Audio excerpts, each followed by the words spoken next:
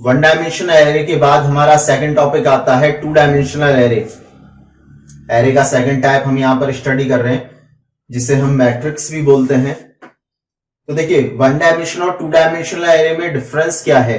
अभी जैसे one dimensional array में हमने देखा था सारे ब्लॉक्स एक ही क्रम में थे, यहां पर थोड़ा सा चेंज हो जाता है। यहां पर जो ब्लॉक्स हैं वो कुछ इस तरीके से अरेंज हो जाते हैं। एक टेबल आपने देखी है जिसमें बहुत सारी रो होती हैं, तो बिल्कुल ऐसे ही यहां बहुत सारी रो होती हैं और बहुत सारे कॉलम्स भी होते हैं। इस तरीके का एक टू डायमेंशनल एरे होता है। अगर मैं बात करूं रो की और कॉलम की, तो ये इस तरीके के होते हैं। इनकी भी सबस्क्रिप्ट एड्रेस 0 1 2 3 इस तरीके से रहेगी और इनकी भी 0 1 2 3 इस तरीके से रहेगी। ठीक है, आप कंफ्यूज नहीं हो इसलिए मैं यहां से लास्ट रो हटा रहा हूं। एड्रेसिंग आपको थोड़ी बेटर तरीके से समझ में आ जाएगी। तो देखिए, ये एक 2D एरे है। यहां पर एक कॉमन नेम हो सकता है, सपोज दैट हमने M दे दिया इसे नाम। अब किसी भी ब्लॉक की अगर हम बात करें, जैसे कि इस वाले ब्लॉक की बात कर ली जाए, तो इस ब्लॉक को हम बोलेंगे M 0 रो और 3 कॉलम। इस तरीके का टू डायमेंशनल एरे होता है, यानी आप कह सकते हो कि ये कॉम्बिनेशन है बहुत सारे वन डायमेंशनल एरे का। डिफाइन से समझते हैं। And array of arrays is known as 2D array. तो देखिए, वही बात हम डिफाइन में पढ़ पा रहे हैं कि एक एरे जो कि बहुत सारे एरेज से मिलकर बना है, उसे आप 2D एरे बोल सकते हो। The two dimensional array in C programming is also known as matrix. C programming में हम इसे मैट्रिक्स भी बोलते हैं। A matrix can be represented as a table of row and columns. तो एक मैट्रिक्स को आप रिप्रेजेंट कर सकते हो टेबल की तरह, जिसमें रो और कॉलम होती हैं। A two-dimensional array is an array in which each element is itself a 1D array। देखिए, 2D array एक ऐसा array है जिसका प्रत्येक एलिमेंट, यानी कि एलिमेंट 0 1 2 अपने आप में एक वन डायमेंशनल array है। आप देख सकते हैं, जैसे 0 रो में बहुत सारे ब्लॉक हैं, 1 रो में बहुत सारे ब्लॉक हैं, 2 रो में बहुत सारे ब्लॉक हैं, तो ये as a one dimensional array की तरह काम कर रहे हैं। यहाँ पर declaration of 2D array। Two dimensional array को यदि आप डिक्लेयर करना चाहते हो, तो यहां पर बड़ा सिंपल सा कंसेप्ट है कि जो जनरली मैट्रिक्स है वो यहां डिवाइडेड होती है रो साइज एंड कॉलम साइज में। तो जब भी आप इसे डिक्लेयर करोगे तो आपको रो साइज और कॉलम साइज यहां देनी होती है। सिंटैक्स में देखिए, एरे का डाटा टाइप आप दे रहे हो, एरे का नाम आप दोगे। अब यहां पर जैसे 1D एरे में तो साइज देते थे, केवल जितने ब्लॉक्स हैं उनकी टोटल संख्या आप लिख सकते थे, बट यहां ऐसा नहीं है। यहां पर ये डिवाइड हो जाएगा रो साइज एंड कॉलम साइज में। आपको टोटल नंबर ऑफ रोज और टोटल नंबर ऑफ कॉल्स यहां पर आपको बताने पड़ेंगे। जैसा कि इस एग्जांपल में आप देख सकते हैं, एन नाम से हमने एक मैट्रिक्स बनाई है, इसमें 3 रो एंड 4 कॉलम्स हमने यहां पर लिए हैं। तो अगर मैं इसका रिप्रेजेंट आपको करके बताऊं, ग्राफिकल रिप्रेजेंटेशन या मेमोरी रिप्रेजेंटेशन जिसे हम बोल सकते हैं, तो इस तरीके से 3 रो हो गई 0 1 2, ठीक है, और 4 कॉलम्स यहां पर हमने प्लान कर लिए। ये 4 कॉलम्स हो गए 0 1 2 3, और ये n नाम का एरे बन गया। इस तरीके से मैट्रिक्स यहां पर क्रिएट होगी। Initialization of 2D array. Two dimensional array को इनिशियलाइज करने के पहले की तरह ही 2 तरीके हैं। कंपाइल टाइम में भी आप इनिशियलाइज कर सकते हैं, रन टाइम में भी आप इसे इनिशियलाइज कर सकते हैं। कंपाइल टाइम इनिशियलाइजेशन, जब भी आप 2D एरे का कंपाइल टाइम इनिशियलाइजेशन करते हैं, तो देखिए यहां पर कुछ चेंजेस आ चुके हैं। जैसे कि हमने n नाम का एरे बनाया है, 5 रो है एंड 2 कॉलम्स हैं। इसका ग्राफिकल रिप्रेजेंटेशन सबसे पहले आप समझ लीजिए, आपके लिए थोड़ा सा इजी हो जाएगा। ये काफी छोटी साइज का एरे हमने यहां लिया है। रो 5 है, 0 1 2 3 4, 0 to 4 रो के सबस्क्रिप्ट हो गए। इसके बाद 0 और 1 ये कॉलम्स हो गए। तो इस तरीके से हमने यहाँ एक 2D एरे बना लिया, एक मैट्रिक्स हमने यहाँ बना ली, और इसे हम इनिशियलाइज कर रहे हैं। अब ध्यान रखने वाली बात यह है कि जब आप वन डायमेंशनल एरे को इनिशियलाइज करते हो कंपाइल टाइम में, तब आप सारे एलिमेंट्स की वैल्यू एक साथ आप दे सकते हो कंटिन्यूअसली कॉमा लगाकर। बट यहां थोड़ा सा चेंज हो जाता है, यहां पर आपको सबसे पहले इनिशियलाइजेशन के लिए कर्ली ब्रैकेट तो लगाना ही है। इसके बाद आपको हर रो का एक अलग से ग्रुप बनाना है और उसे कॉमा लगा के सेपरेट भी करना है। ये रो 0 के लिए, 1 के लिए, 2 के लिए, 3 के लिए और ये रो 4 की वैल्यूज है। आप देख सकते हैं सबके बीच में कॉमा लगा हुआ है। तो इस तरीके से आप वैल्यू देंगे तो इसका इफेक्ट आपको ये देखने को मिलेगा। तो हमने यहां पर मैट्रिक्स को इनिशियलाइज करा है, सारे ब्लॉक्स यहां पर हमने फिल कर दिए हैं। इस प्रकार आप कंपाइल टाइम इनिशियलाइजेशन कर सकते हो। Run time initialization, 2 dimensional array को जब आप प्रोग्राम चलाते समय वैल्यू देना चाहते हो तो फिर से यहां पर आपको लूप यूज करना पड़ता है, बट यहां पर नेस्टेड लूप लगाना पड़ेगा।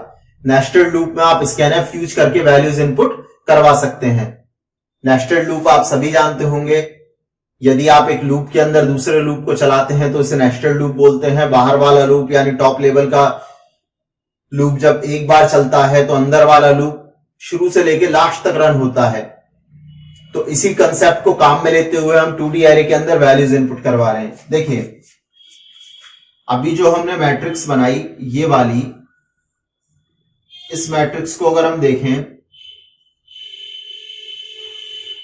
0 1 2 3 4 ये सबस्क्रिप्ट हो गई हमारी रो के एड्रेस और ये कॉलम के एड्रेस। तो हमने यहां पर एक वेरिएबल ए लिया जो रो को रिप्रेजेंट करेगा और एक वेरिएबल बी लिया जो कॉलम्स को रिप्रेजेंट करेगा। अब क्योंकि पहले रो का एड्रेस आता है तो पहला जो हमने लूप लगाया वो रो के लिए लगाया और हमने यहां पर लिखा है 0 से स्टार्ट हो लेस देन 5 यानी 4 तक चले ओनली।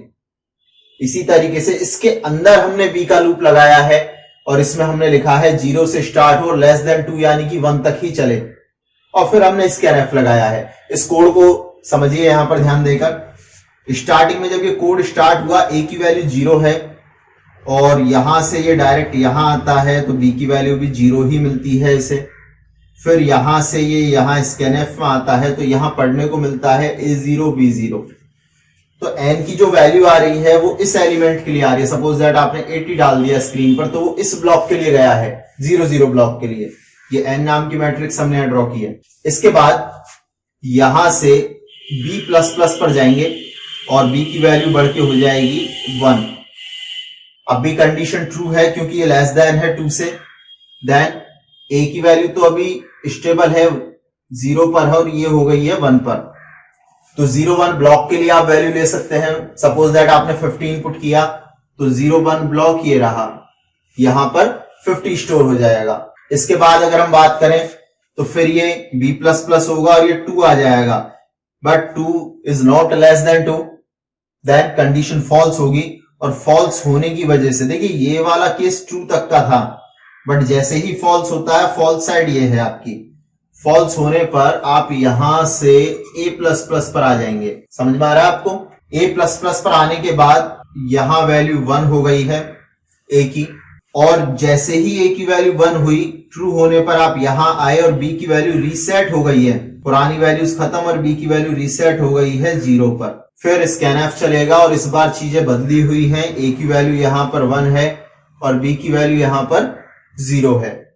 तो अब जो आप वैल्यू इनपुट करोगे वो इस तरीके से आएगी। सपोज दैट आपने 90 इनपुट कर दिया तो ये 90 यहां पर आएगा 1 0 ब्लॉक में, n का 1 0 ब्लॉक। इस तरीके से यहां पर वैल्यू इनपुट हो गई। अगेन B++ होगा, B की वैल्यू 1 हो जाएगी तो यहां पर 1 1 ब्लॉक के लिए वैल्यू इनपुट होगी। 1 1 ब्लॉक 1 1 ब्लॉक। सपोज दैट आपने 40 डाला तो ये 40 आ गया यहां पर। नेक्स्ट राउंड के अंदर इसकी वैल्यू 2 होगी। अब क्योंकि कंडीशन फॉल्स है तो यहां से वापस जाएंगे A++ पर और इसकी वैल्यू 2 हो जाएगी और फिर से B की वैल्यू 0 सेट हो जाएगी और अब आप तैयार हो 2 0 के लिए।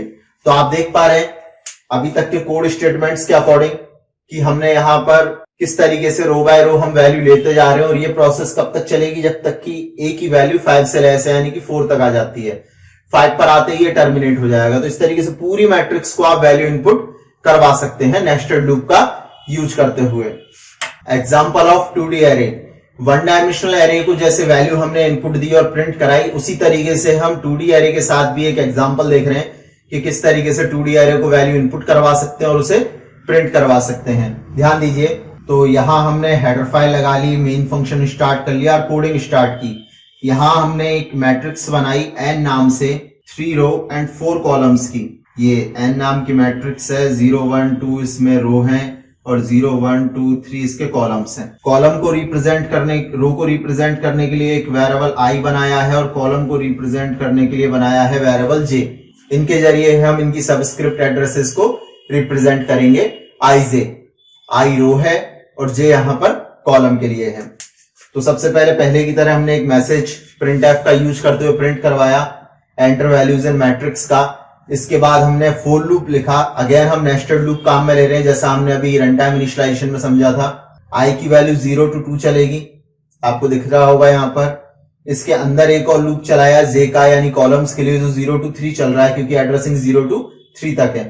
इक्वल तक चलाया, इस बार लेस देन तक नहीं है, तो ध्यान देना है। स्कैनफ लगाया, एक इंटीजर वैल्यू लेनी है और उसे स्टोर करना है एड्रेस ऑफ nij। n के i रो और j कॉलम पर हम उस वैल्यू को स्टोर कर रहे हैं। फिर ये सारा लूप रन होने के बाद वैल्यूज आ जाएंगी इस मैट्रिक्स के अंदर। अब इन्हें प्रिंट कराना है, तो यहाँ printf लगाया और हमने लिखा मैट्रिक्स वैल्यूज आर, मैसेज दे दिया। अगेन हमने नेस्टेड लूप लगाया और यहाँ printf की जगह, scanf की जगह printf हमने यहाँ पर यूज किया है, क्योंकि इस बार हमें मैट्रिक्स की वैल्यूज प्रिंट करानी है, तो टैब स्पेस दे देकर हमने प्रिंट करा दिया। अब क्योंकि हम चाहते हैं मैट्रिक्स की फॉर्म में प्रिंट करवाना, तो हमने यहाँ पे जो रो वाला लूप है, i का लूप, इसमें एक और स्टेटमेंट हमने लिखा printf न्यू लाइन। इससे क्या होगा कि जब भी रो चेंज होगी वैल्यूज न्यू लाइन पर शिफ्ट हो जाएंगी। तो ये एक मैट्रिक्स वाला फील आपको यहाँ पर कराएगा, तो आप समझ सकते हैं। देखिए हमने यहाँ कुछ वैल्यूज यहाँ इनपुट की थी, 1 2 3 4 5 6 7 8 9 10 11 12। ये वैल्यूज इसमें स्टोर हुई और इनका रिप्रेजेंटेशन इस तरीके से हुआ मैट्रिक्स की तरह। क्यों हुआ? क्योंकि हमने एक न्यू लाइन लगाया था रो में। हर बार लाइन चेंज होती है, फिर टैब स्पेस दे देके प्रिंट होते हैं। तो इस तरीके से आप एक मैट्रिक्स वाला व्यू ले सकते हैं। थोड़ा सा बस आपको न्यू लाइन और टैब स्पेस को एडजस्ट करना है। तो स्टूडेंट्स, आज के लेक्चर में इतना ही। इस लेक्चर में हमने एरे का इंट्रोडक्शन और एरे के टाइप्स डिटेल में पढ़े हैं। इसके बाद वाले लेक्चर्स में हम एरे पर बेसिक ऑपरेशंस स्टडी करेंगे, तो आप कंटिन्यूअसली इन्हें देखते रहिए। अगर आपने डाटा स्ट्रक्चर का चैप्टर नहीं पढ़ा है तो हमारे चैनल पर जाकर आप डाटा स्ट्रक्चर का लेक्चर भी पढ़ सकते हैं।